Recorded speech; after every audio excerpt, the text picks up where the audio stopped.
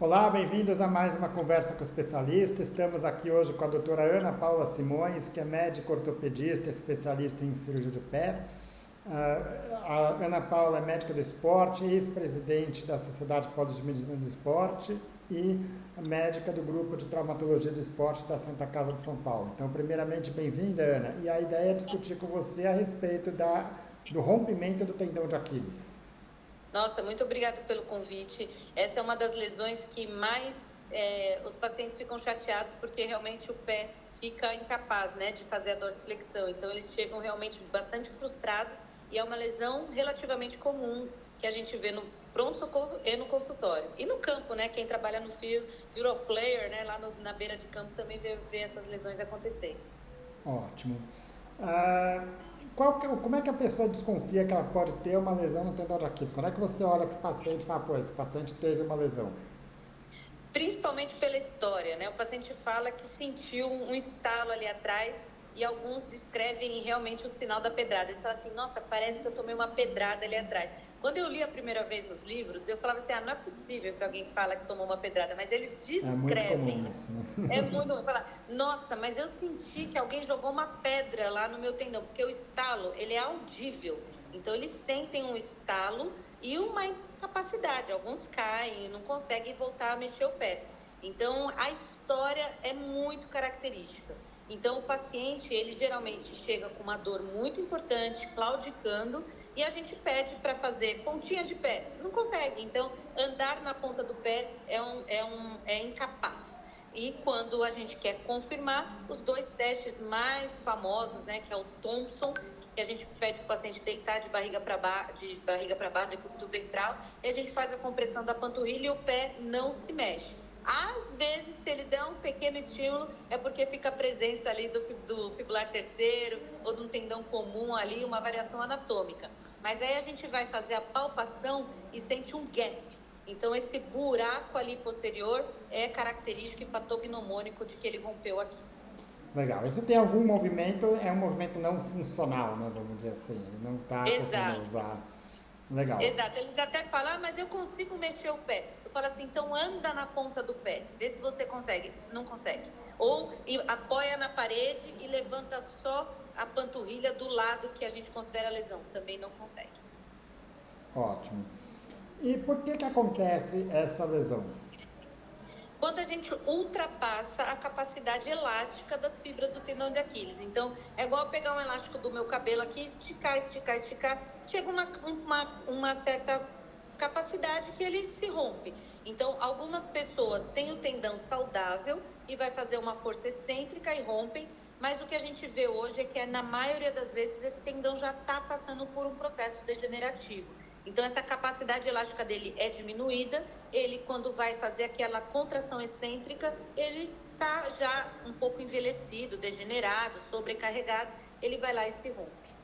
Ótimo. Acho que isso que você falou é importante porque, vamos dizer, um tendão normal dificilmente ele vai se romper, né? Ele pode arrancar o osso, pode romper a musculatura, mas vamos dizer, normalmente você está pensando que o tendão que rompeu já era um tendão doente, vamos dizer assim. Exato. Essas são as causas mais comuns quando ele já está num processo degenerativo. Mas a gente tem que destacar que hoje o uso das estatinas também contribuem, os usos de quinolonas também podem depositar ali no tendão e as doenças reumáticas. Então, também existem fatores de acumulação ali no tendão. E nunca esquecendo também de infiltrações de corticoides repetitivas nos tendões podem também acentuar esse processo degenerativo. Então, muito cuidado com os excessos de infiltrações intratendíneas. Então, a mais comum é degenerativa, sobrecarga, sobrepeso, erros mecânicos que vão causando essa degeneração tecidual. Legal. Bom, a tendinite de Aquiles é um problema muito comum, né? A gente vê muitos pacientes com tendinite, alguns com aquele tendão mais inflamado, outros de fato você vê aquele tendão espessado, mas já com lesões no exame de imagem, você vai ver aquele tendão já degenerado, né? O rompimento do tendão é uma evolução natural e esperada dessas tendinopatias ou, vamos dizer, não é uma evolução esperada para esses pacientes? Eu acho que quando o limiar de dor da pessoa alerta antes, é muito difícil chegar na lesão, porque a pessoa, a partir do momento que sente muita dor, ela vai procurar ajuda. Então, na maioria das vezes, essa pessoa consegue sim restabelecer, de certa forma, ali uma modulação desse tendão. Então, o problema é quando ele é silencioso e a pessoa ali com processo degenerativo não consegue notar que o tendão já passou pela fase inflamatória, já está na fase degenerativa e aí sim está um passo de romper. Então, essas lesões mais silenciosas é o que me preocupa mais. A pessoa não faz fortalecimento, não alonga, não cuida da mecânica do peso, não cuida do estilo de vida dela de uma maneira geral. Então, essas lesões, quando são silenciosas, são mais preocupantes porque realmente o tendão ele está doente. Na pessoa que sente dor, geralmente ela busca ajuda, então eu não costumo falar que vai romper se ela não cuidar. Ela cuida e aí na maioria das vezes não rompe, mas é lógico que pode sim ser uma evolução de um processo inflamatório, mas é raro, ele é mais de um processo degenerativo. Legal. E quando você fala em uma tendinopatia silenciosa, só para a gente explicar um pouco melhor aqui, quer dizer, você tem pessoas que têm uma tendinopatia relativamente leve, tem uma dor importante, e tem gente que tem um tendão bastante machucado, degenerado e que está quase que sem queixas, né? Agora, a ideia do tratamento da tendinite é que você melhora a dor, trata melhor a dor e vai voltando para fazer a rotina. Essa que é a grande dúvida, né? Quer dizer, esses pacientes, eles podem voltar com segurança para correr ou para jogar futebol? A resposta vai estar sempre no equilíbrio da balança, né? A capacidade e a sua demanda. Se você tem uma dor nessa região de forma crônica e que você percebe que está mudando ali a sua performance, você tem que realmente reequilibrar os pratinhos.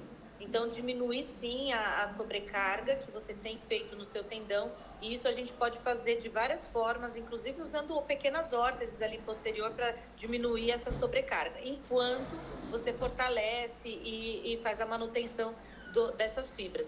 Agora, quando a pessoa ela faz atividade e está com sobrepeso, quer treinar e sente a dor e passa ali, mas no pain, no gain, sabe? Vou jogar de qualquer jeito. Aí esse está fadado a Até o eventualmente rompimento. Tá. romper o tendão. Né?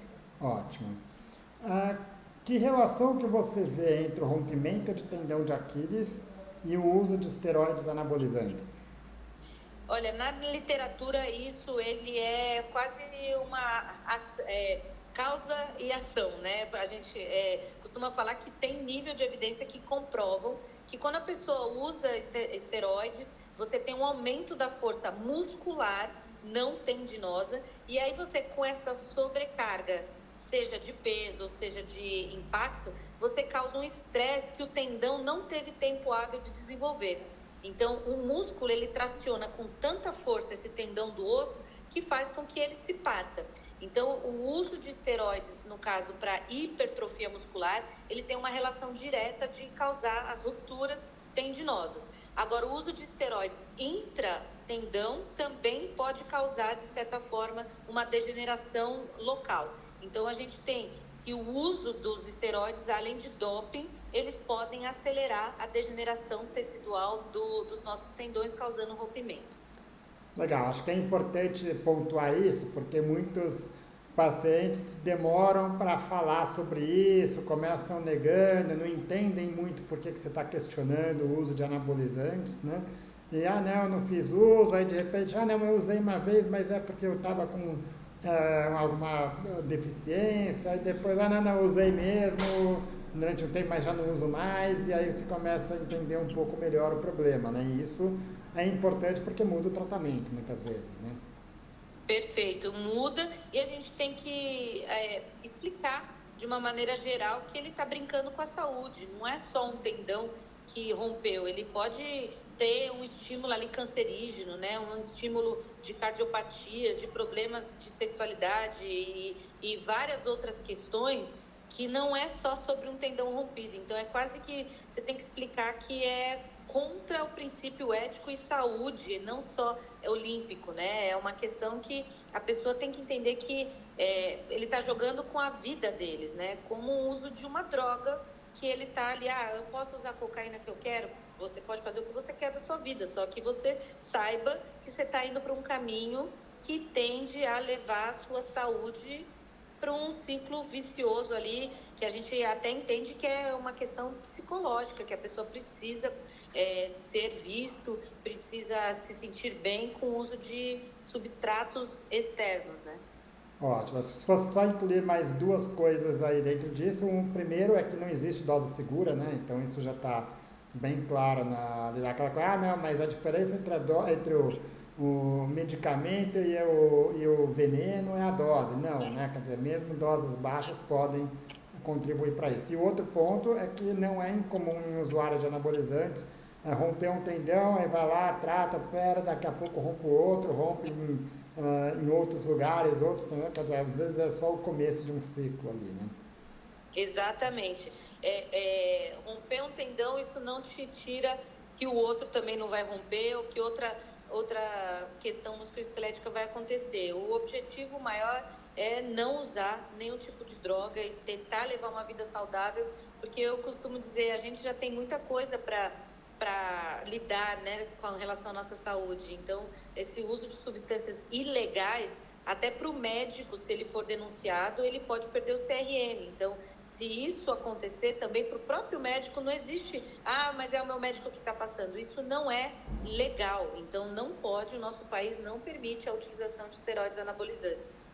Claro, permite usar eventualmente uma reposição hormonal em casos muito específicos que não é a maioria dos pacientes Lógico. que têm uma deficiência, né? A maioria dos pacientes que têm deficiência não precisam, né? Exatamente nisso que eles se agarram, né? Quando a pessoa fala, mas eu estou só repondo. Então, existe sim a indicação de fazer a reposição hormonal, a mulher na menopausa, o homem na andropausa, ou até mesmo quando tem alguma queixa que a pessoa precisa fazer essa reposição hormonal. Não é quando as suas taxas diminuem ou quando você quer performar. Então, existe uma indicação médica para isso, né? Ótimo. E saindo de outras pessoas que não fizeram uso de anabolizantes, têm uma lesão no tendão de Aquiles, é comum o rompimento do outro tendão? Eu não vejo muito comum, porque eu faço realmente uma consulta terapia para a pessoa evitar que aconteça. Mas é descrito sim na literatura, já vi acontecer com outros colegas, já operei o tendão que ou foi operado por um lado por um colega e depois comigo, mas é porque a pessoa não sabia que poderia acontecer se ele continuasse naquele estilo de vida. Então, eu costumo, no meu paciente, quando rompe a primeira vez, eu falo, pode romper o outro porque o corpo é o mesmo, é o pé do apoio, talvez rompeu antes, mas já se você não se cuidar, vai o outro. Então, é cuidar da questão de composição corporal, alimentação, fortalecimento, biomecânica, né? Então, é sempre multifatorial. Ótimo. Em relação ao tratamento, existe um espaço para tratamento sem cirurgia? Existe, só que a gente tem que explicar que a literatura fala que 30% existe uma perda de força nesse tendão não operado, se cicatrizar, né? Então, paciente, eu já deixei de operar um paciente que tinha questões de tromboembolismo, ele tinha um problema de hematologia que ele não queria, em hipótese nenhuma, ser operado. Então, ele foi tratado com levequino, uma bota, né? E a gente conseguiu a cicatrização e eu expliquei. Esse tendão vai provavelmente perder essa força em 30%. Então, a gente conseguiu depois fazer um teste isocinético para comprovar que ele teve um déficitzinho de força, mas que não atrapalhou porque ele não era um atleta de performance. Então, isso é um argumento para quem é mais conservador ou tem doenças associadas. Então, o tratamento, quando você não indica cirurgia, é para exceção. Num paciente ativo, atleta e que eventualmente quer manter o nível que ele tinha, a indicação cirúrgica hoje é por uma via minimamente invasiva, então a gente consegue uma reabilitação precoce, um retorno ali pelo menos para o mesmo nível que ele tinha. Ou seja, o tratamento sem cirurgia, ele não é mais fácil, não é mais rápido, né? Muitas vezes a cirurgia, ela facilita. A gente vê muito até, quer dizer, saindo do esporte, né? Aquela pessoa que trabalha, que, enfim, tem uma vida ativa, não no sentido esportivo, mas que precisa estar pronto para o dia a dia, né? E aí a cirurgia acaba contribuindo para essa evolução, né? Quer dizer, o tratamento sem cirurgia não é um tratamento fácil, vamos dizer assim.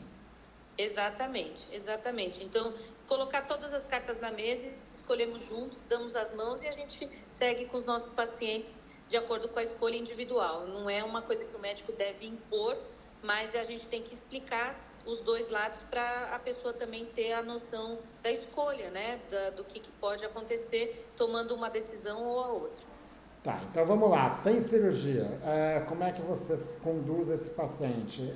Gesso, órtese, qual a posição, carga, apoio, peso?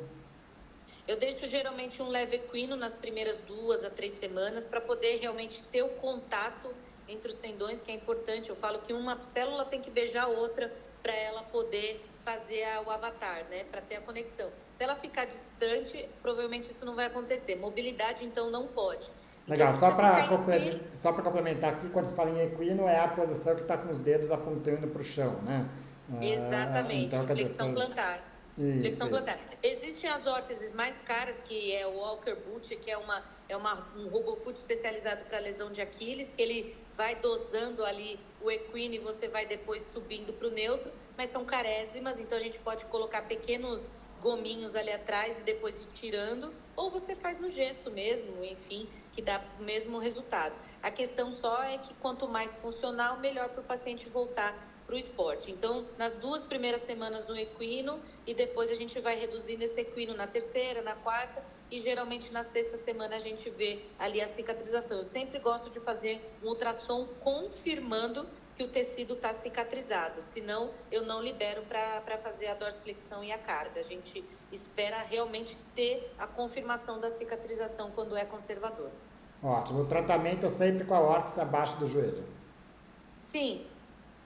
Tá, não, eu falo isso porque até há algum tempo atrás se usava no início uma imobilização acima do joelho por conta da musculatura que cruza a articulação aí, né? Exato, os isquiotibiais, mas hoje pelo menos não tenho visto na literatura que era talvez um excesso de zelo, o que jamais está errado a gente pecar por excesso, né? Quando principalmente o paciente é difícil, mas hoje a gente explicando muito bem que tem que esperar a cicatrização, na maioria das vezes tem dado certo.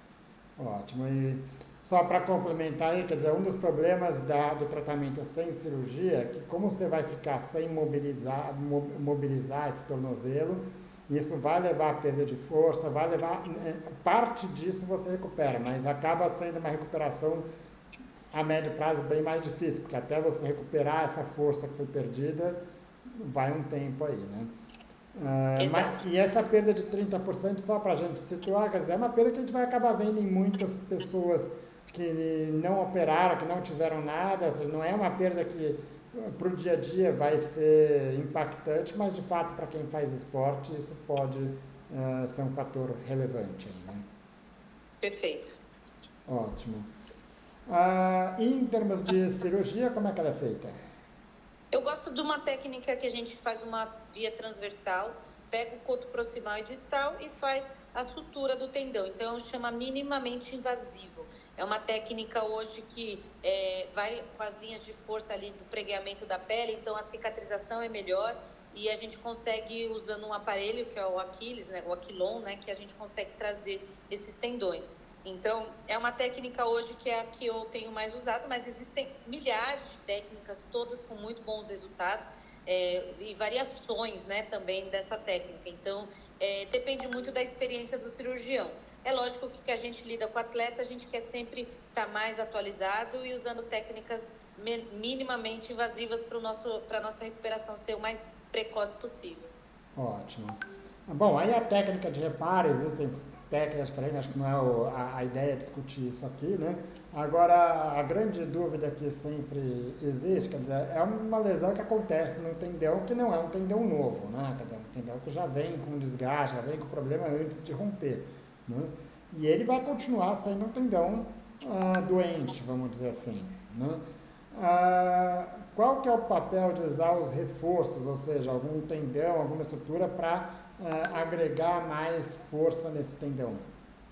Geralmente, quando o esporte, ele já tem a pessoa é muito pesado e o esporte também é com alto impacto. Então, nesses casos, a gente pode discutir com o paciente. Eu geralmente peço para um cirurgião de joelho me ajudar, eu gosto de tirar os flexores e aí a gente pode eventualmente estar preparado para um reforço se o tendão não tem aquela pega boa, né? A gente vê que o tendão já está degenerado, mas isso a gente já vê os sinais também na ressonância magnética no exame complementar. Então, o reforço geralmente é feito nos esportes de alto rendimento, quando o paciente ele tem uma sobrecarga nesse tendão ou quando ele já tem um aspecto degenerado intraoperatório, ou a gente já dá pelo menos uma olhada ali na ressonância magnética e fica com aqueles sinais que pode ser que precise de um reforço. Ótimo. E normalmente você vai preparada para isso e decide um pouco depois que fez o reparo. Pensando Exato. nisso, aí já é uma cirurgia que você faz por via aberta. Exato, aí já tem que ser aberto. Tá ótimo, então. Ana, acho que deu para abordar bem aí só não falamos do pós-operatório, né?